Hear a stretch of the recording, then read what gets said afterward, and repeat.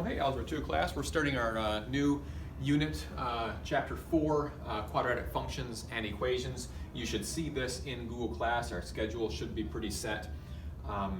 Section 1, we're specifically talking about, generally talking about transformations, but it really comes down to vertex form.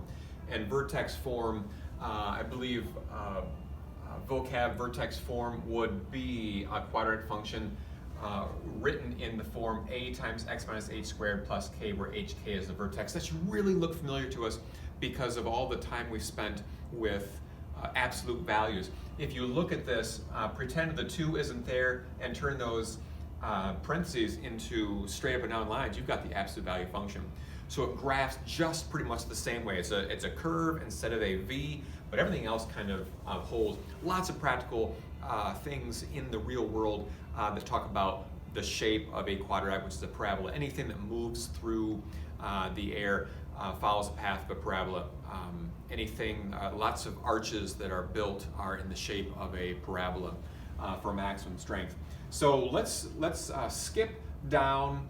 And actually, let me first of all, let me show you the basic idea of a parabola in the vertex form. You've got these different a, h, and k, just like in the absolute value graph. The a was our slope. It's kind of like a slope. It does talk about how steep this is. The larger the a value, the steeper the parabola gets. If it's between 0 and 1, it's going to get a lot flatter.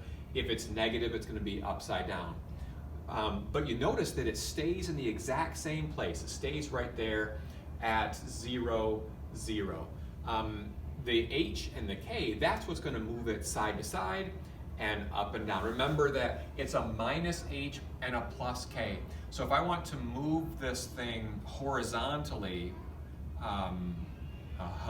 if I want to move this thing horizontally,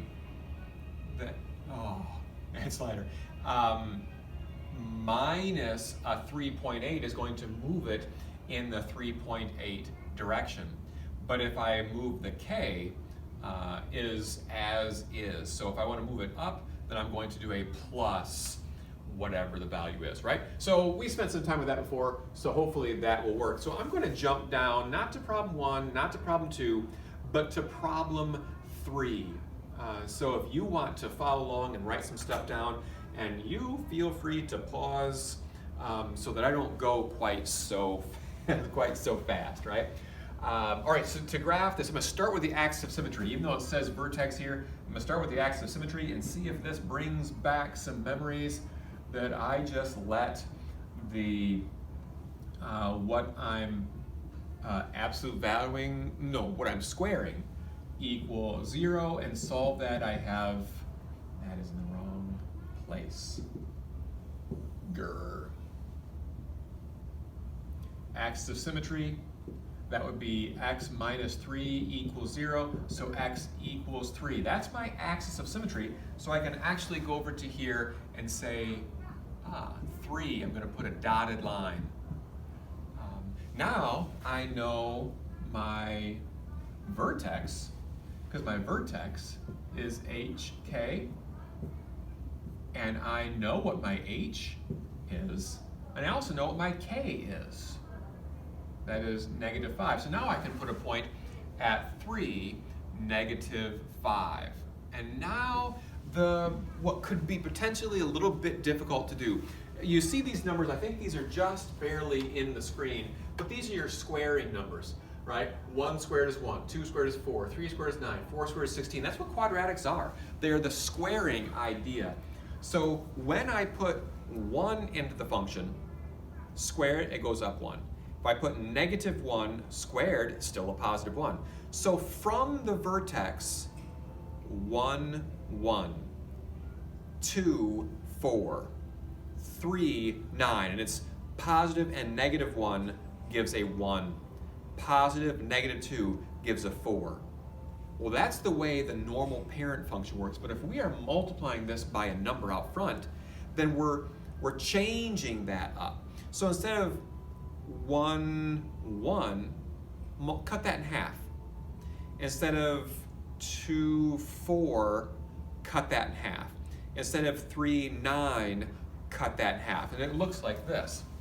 Again, from the vertex, instead of going over 1, up 1, back 1, up 1, that'd be the normal squaring idea. I cut that in half, so I only go up a half and a half. 2 squared is normally 4, cut in half, it's only 2. Back 2. 3 squared is normally 9, cut that in half, it's 4 and a half. 1, 2, 3, 4 and a half. And back.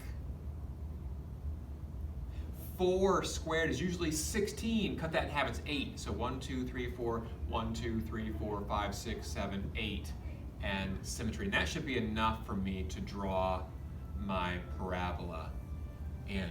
So that's where I can draw this. And now I can see, do I have a minimum or a maximum value? Well, if it opens upward, there's a minimum. There's no maximum height for a parabola that opens upward. It keeps going up forever. If it opened downward, there'd be a maximum, which takes us to a general idea that you can maybe kind of put in a box right here. I'm videoing a lesson. I'll let it open in a second. Okay. Sorry about that. If A is greater than 0, like this, there is a minimum value. If A is less than 0, then there is a maximum value, right? Okay, so this right here, because A is positive, so there is a minimum value. Now, what is that minimum value? Well, the minimum value is a y value. Minimum value, min or max, is y value. And it is the k. So that's pretty neat, right? So if it's in vertex form, you can tell that there's a minimum value because it opens up, and that minimum value is whatever the k value, in this case is -5. So that's the idea right there. The minimum, maximum value, it's a minimum, and that value is -5. The domain is always all reals. All reals. And in interval notation, that's from -infinity to +infinity. And the range is going to be, well, in this case, you can see that the y values are always going to be greater than -5. So in this case, the range is y greater than or equal to -5, which means interval notation, you've got from -5 to infinity. Okay, there's a lot of stuff in that video right there. Feel free to look at all the other problems in the book, problems 1 through 5. There's a really cool archway problem. In fact, let me very briefly show you what that arch problem, if it says it starts at 0, 0, you can read this, put it on pause, read it. If it starts here and it goes all the way out to 500, let's pretend that I counted here. The point right here would be halfway to 500 and the full height of 85 meters. That's your h, that's your k.